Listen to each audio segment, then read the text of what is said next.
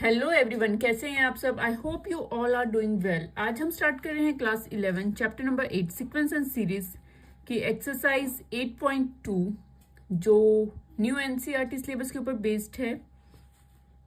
Exercise 8.2 के first 16 questions हम previous videos में कर चुके हैं, पार्ट 1, पार्ट 2 एंड पार्ट 3 में, जिसका लिंक आपको डिस्क्रिप्शन बॉक्स में मिल जाएगा। इस एक्सरसाइज से रिलेटेड बेसिक कंसेप्ट का जो लिंक है वो भी आपको डिस्क्रिप्शन बॉक्स में मिल जाएगा। तो आज हम इस वीडियो में करेंगे क्वेश्चन नंबर 17 से लेकर क्वेश्चन नंबर 20 तक के क्वेश्चन सॉल्व करेंगे, और जो बाकी के क्वेश्चन बच जाएंगे वो हम नेक्स्ट वीडियो में सॉल्व करेंगे। तो स्टार्ट करते हैं question number 17। Question number 17 is if the 4th, 10th and 16th term of a GP are x, y and z respectively, prove that x, y, z are in GP।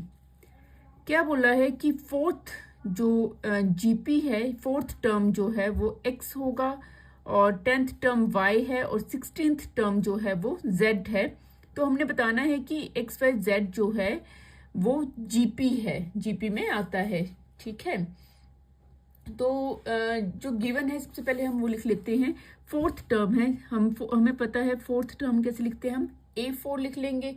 ठीक है, और 10th term है, 10th term को हम A10 लिख सकते हैं, और 16th टर्म है उसे हम A16 लिखेंगे। ठीक है, हमें पता है जनरल टर्म nth टर्म जो हम फाइंड आउट करते हैं उसका फॉर्मूला होता है ARn-1 होता है। ठीक है, AN इक्वल्स टू ARn-1 होता है।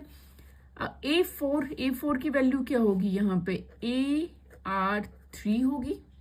ठीक है, इसी तरह से A10 की वैल्यू क्या होगी, AR9 होगी, और A16 की वैल्यू क्या होगी, AR15 होगी। ठीक है, जो किसके इक्वल है, फोर्थ टर्म किसके इक्वल है, x के इक्वल है, और 10th टर्म किसके इक्वल है, y के इक्वल है, और 16th टर्म किसके इक्वल है, z के इक्वल है।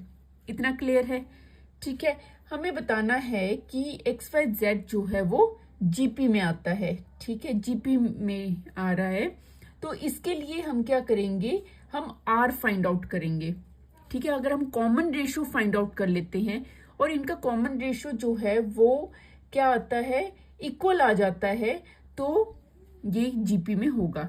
अब देखिए, एक यहाँ पे समझने वाली बात क्या है कि जो A4 और A10 है, इनके बीच में जो नंबर ऑफ टर्म्स हैं वो कितने हैं, 5 हैं, और A10 और A16 है, इनके बीच में भी नंबर ऑफ टर्म्स क्या है, 5 है। दैट मीन्स इनके बीच का जो गैप है वो इक्वल है। ठीक है, तो इसे हम एक सीक्वेंस मान सकते हैं, और अगर हम कॉमन रेशियो फाइंड आउट करें और कॉमन रेशियो इक्वल आ गया तो वो GP में भी आ जाएगा। ठीक है, उसको GP बोलेंगे हम। तो इसका कॉमन रेशियो फाइंड आउट कर लेते हैं। हम क्या करेंगे, इन्हें हम इक्वेशंस सपोज कर लेते हैं, first, second and third equation है। ठीक है, अब सेकंड इक्वेशन को डिवाइड कर लेते हैं 1 से, A2, ये सेकंड इक्वेशन को फर्स्ट से डिवाइड करेंगे। डिवाइड इक्वेशन नंबर 2 बाय 1, तो क्या आ जाएगा, AR³ upon AR, sorry second term से करना है हमें, सेकंड टर्म को करना है हमें फर्स्ट टर्म से। तो AR9 अपॉन AR3, 2 को डिवाइड करना है 1 से, तो यहाँ आ जाएगा y अपॉन x। ठीक है, a से a कैंसिल आउट हो जाएगा। R9 है यहाँ पे, और r कितने हैं यहाँ पे, नंबर ऑफ r कितने हैं यहाँ पे, 3 हैं। ठीक है, अगर 3r जो है वो 9r में से कट कर दिए जाए, मतलब माइनस हो जाएगा। ठीक है, यहाँ पे डिवाइड हो रहा है तो ये 9 - 3 हो जाएगा, कितना बचेगा, 6 बचेगा। तो यहाँ बच जाएगा R6, R भी बचेगा, R6 equals to y upon x हो जाएगा। ठीक है, इससे मान लेते हैं हम फोर्थ इक्वेशन। ठीक है, ये क्लियर हो गया है आपको कैसे आएगी, R9 अपॉन R3 है। ठीक है, इसे हम कैसे लिख सकते हैं, देखिए डिवाइड हो रहे हैं और सेम बेस है, 9 - 3 हो जाएगा, पावर क्या हो जाएगी, सब्ट्रैक्ट हो जाएगी, तो R 9 - 3 इज 6 हो जाएगा। क्लियर हो गया ये वाला पार्ट, ठीक है। अब हम डिवाइड करेंगे इक्वेशन नंबर 3 को 2 से। डिवाइड, हम क्या कर रहे हैं, कॉमन रेशियो फाइंड आउट कर रहे हैं। Divide equation number 3 by equation number 2, ठीक है। तो डिवाइड करेंगे हम थर्ड इक्वेशन को। Third equation is AR 15 divided by AR 9 equals to Z upon Y, ठीक है। A से A कैंसिल आउट हो जाएगा। अब R15 माइनस R9 कितना हो जाएगा, R6 equals to Z upon Y। ये इक्वेशन नंबर 5 हो जाएगी। अब ये इक्वेशन और इन दोनों इक्वेशन को अगर हम कंपेयर करें तो देखिए लेफ्ट साइड इसमें क्या है, R6 है, R6 है, ठीक है, इक्वल है।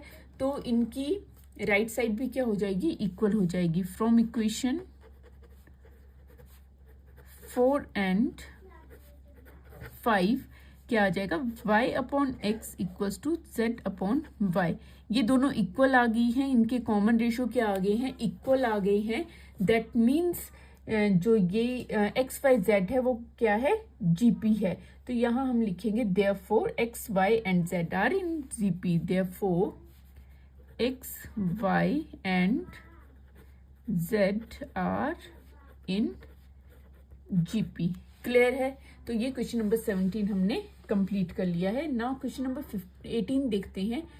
Question number 18 is find the sum of n terms of the sequence 8, 88, 888 and 4 times 8 है, ठीक है।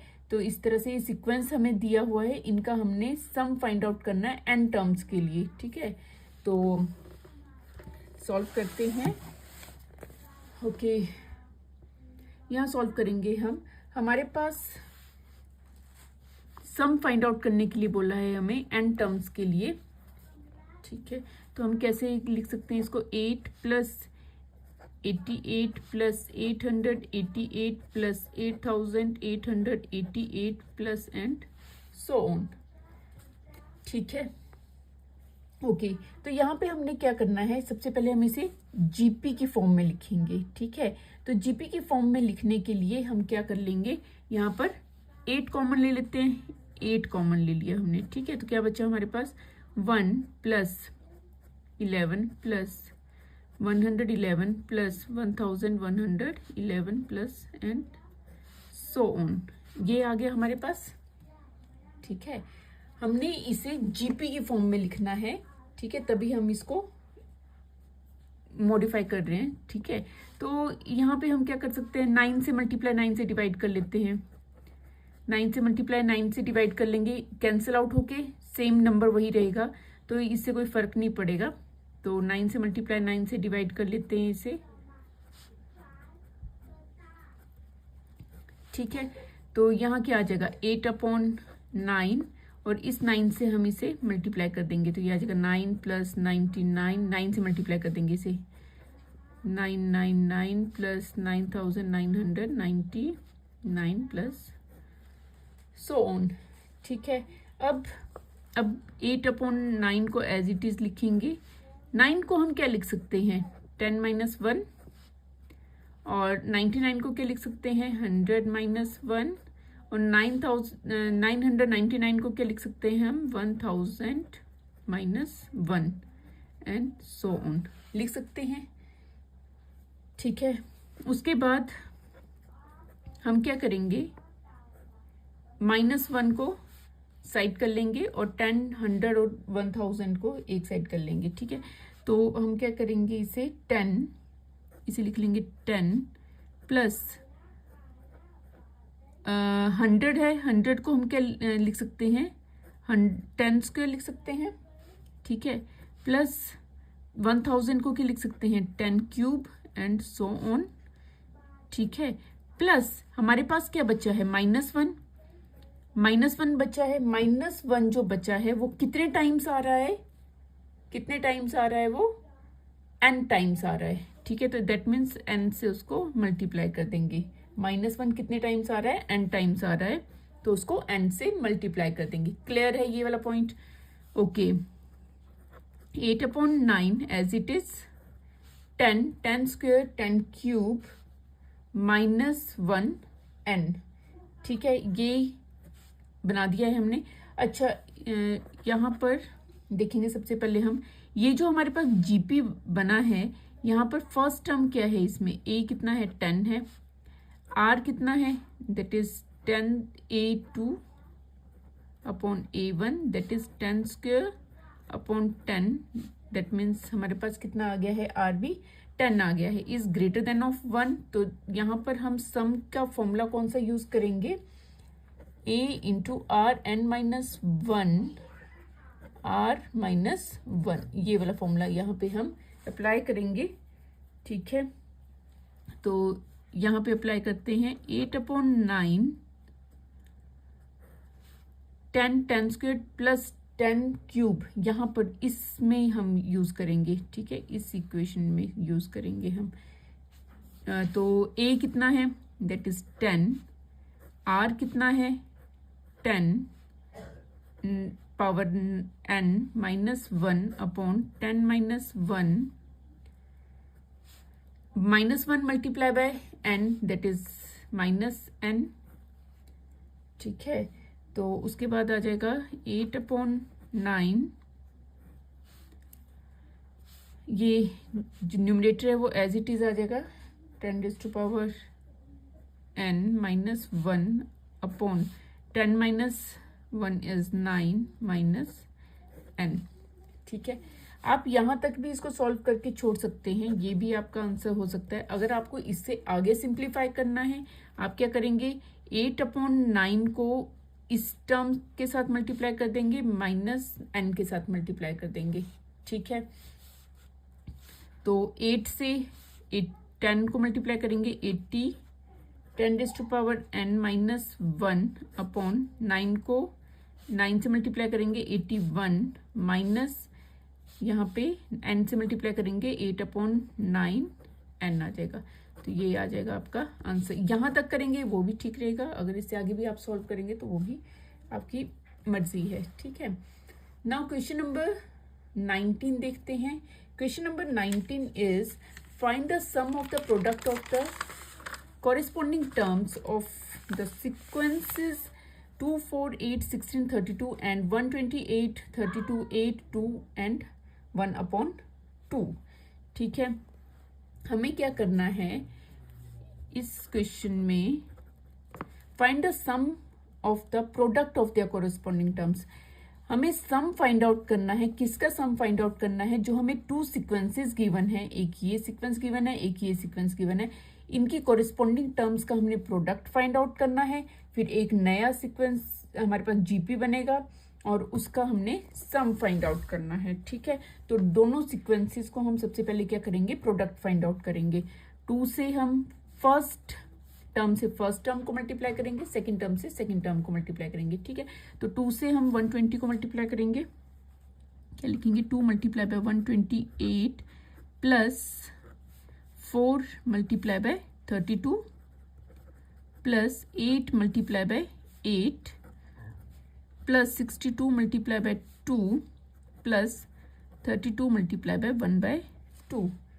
ठीक है, अब हम इन्हें प्रोडक्ट फाइंड आउट कर लेंगे, मल्टीप्लाई कर लेंगे। 2 multiply by 128 is 256 plus 4 into 32 is 128 plus 8 into 8 is 64 plus 16 into 2 is 32 plus 32 into 1/2 is 16।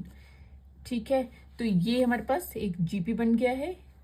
तो अब हम इसका सम फाइंड आउट करेंगे। उसके लिए सबसे पहले हम a लिखेंगे, a कितना होगा 256 first term, r ratio find out करेंगे दैट इज a2/a1 128 अपॉन 256। ठीक है, इसको कैंसिल आउट करेंगे, 128 मल्टीप्लाई बाय 2 इज 256, तो ये आ जाएगा रूट r कितना आ जाएगा, कॉमन रेशियो कितना आ जाएगा 1/2 आ जाएगा, that is less than of 1। तो यहाँ पे हम सम का फॉर्मूला कौन सा यूज करेंगे, a into 1 minus r n upon 1 minus r हम यहाँ पर यूज करेंगे। ओके, तो लिखते हैं एस। अब देखिए एन कितना है, 1 2 3 4 5, हमारे पास नंबर ऑफ टर्म्स कितनी है, 5 है, ठीक है। और ए की वैल्यू कितनी है, 256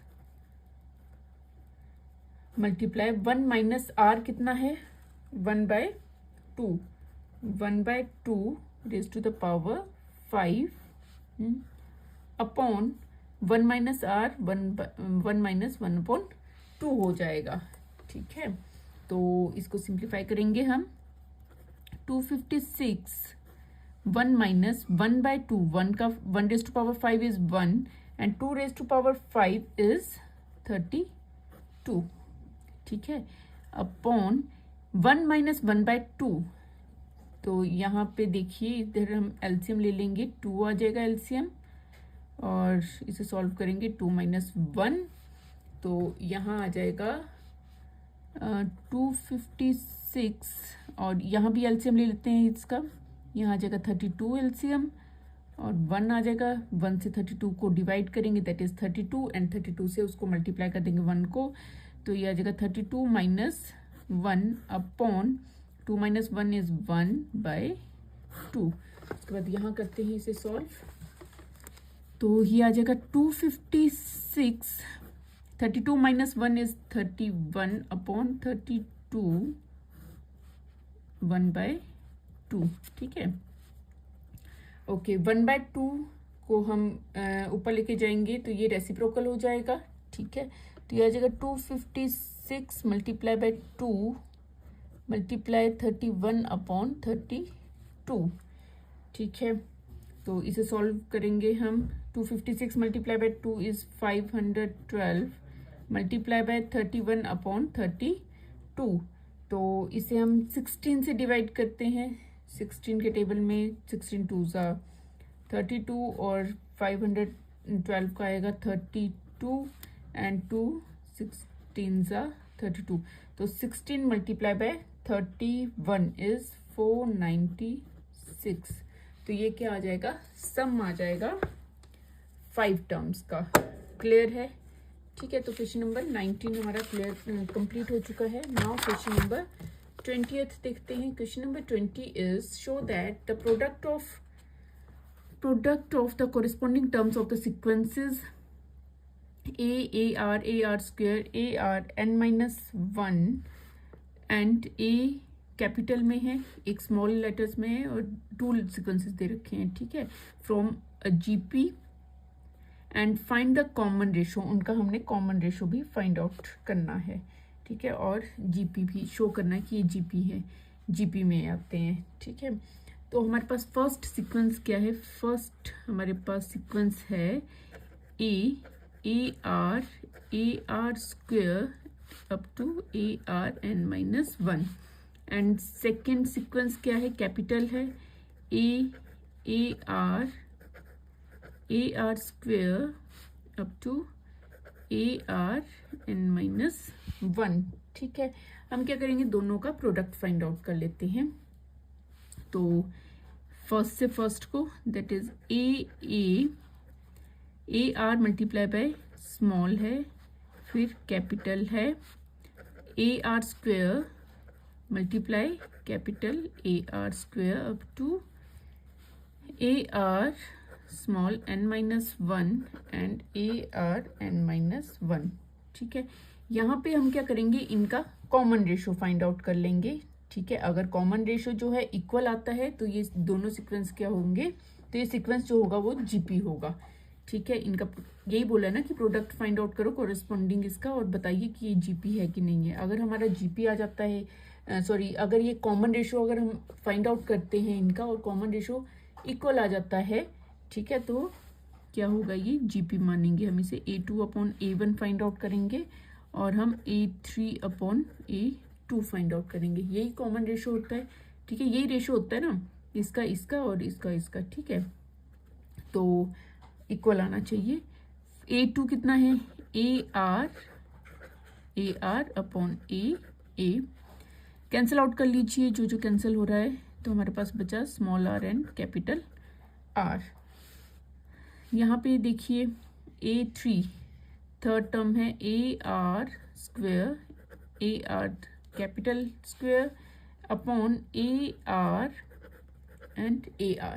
ठीक है, तो कैंसिल आउट कर लीजिए, जो कैंसिल हो रहा है, आर से 1 आर कैंसिल हो जाएगा, ए से ए कैंसिल, आर से 1 आर कैंसिल हो जाएगा, तो आर कैपिटल आर। तो कंपेयर करेंगे तो ये दोनों ही क्या आ रहे हैं, इक्वल आ रहे हैं। तो कॉमन रेशियो इसमें क्या है, इक्वल है। तो therefore this sequence is a GP. Therefore, और इनका कॉमन रेशियो भी हमने फाइंड आउट कर लिया है।